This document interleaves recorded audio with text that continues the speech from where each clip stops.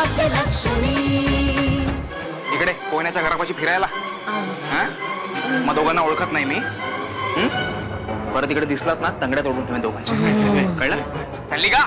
चल कट्ट चल लवकर. आणि हा अरे काशीचं मंगळसूत्र कोणी घेतलं किंवा आपला आम्हाला नाही माहित. नाही माहित. नाही नाही माहित. नाही का सांगायचं नाहीये. नाही नाही मग तो त्या गावातला प्रताप आहे ना त्याने घेतलंय. हो मग जाऊन त्या प्रतापला सांगायचं की मला येऊन आम्हाला भेट म्हणून. इथे एकटं राहणं खूप कठीण आहे कोयनात आहे. आता जिथे 2 टवाळपर होते त्यांना मी घालवलंय. तर दरवेळी तुझ्या मदतीला कोणी येईलच असं नाहीये ना. मला वाटतं तू परत एकदा विचार करावा.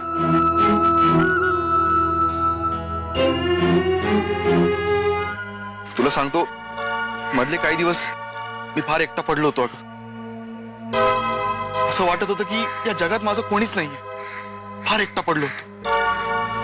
अगं पण योगायोगाने तू भेटलीस मला आणि मला साक्षात्कार झाला की मी एकटा नाही, माझं कोणीतरी हाय या जगात.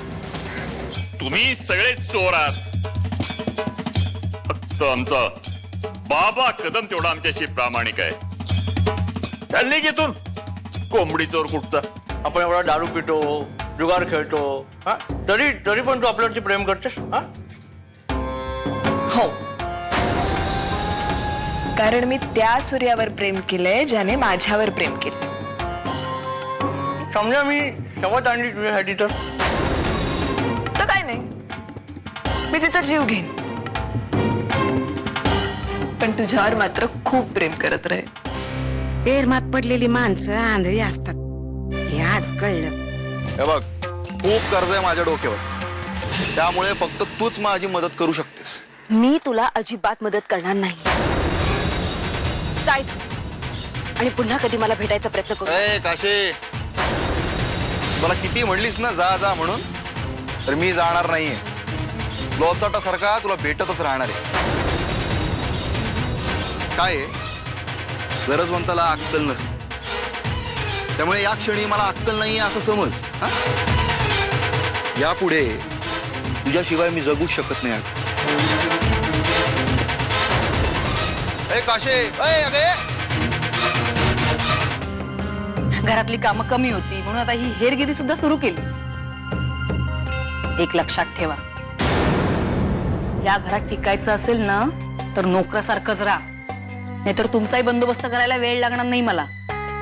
हे का बाबा कदम, आम्ही तुझी क्षमा मागायला आलो आहोत. बाबा कदम, तू आम्हाला आमच्या छोट्या भावासारखा आहेस रे. आमचा उजवा हात आहेस तू. आज आम्ही तुझी माफी मागायला आलोय. करणार ना माफ आम्हाला? असं तर नाहीये ना की तू कुठल्या तरी विचारात असतेस आणि त्यामुळे हे सगळं असं नकळत घडतं असं तर नाही हो, मी कसल्या विचारात असणार. काय आहे ना काशी, नवरा बायकोने एकमेकांपासून काही लपवायचं नसतं, तरच संसार सुखाचा होतो. आयच्यान सांगतो, तू मोहित्यांची सून झाली. आपल्याला लय गारगार वाटलं बघ. खूप कर्ज आहे माझ्या डोक्यावर. त्यामुळे फक्त तूच माझी मदत करू शकतेस. काशी, अगं काय करतेस? तू पण काही खाल्लं नसशील ना सकाळपासून? मी नंतर जेवण घेईन, तुम्ही खा आधी. नाही नाही, नंतर कसं? अगं माझ्या बरोबर खा. नाही, खरंच खा तुम्ही. तू खाणार नसशील तर मी पण खाणार नाही. चलो, तू पण खायचं. घे, सांगतोय. ते तुझे दागिने आणि मंगळसूत्र ज्याने नेलं होतं ना, तो कोण आहे मला कळलंय आता. त्याला उद्या भेटतोय मी.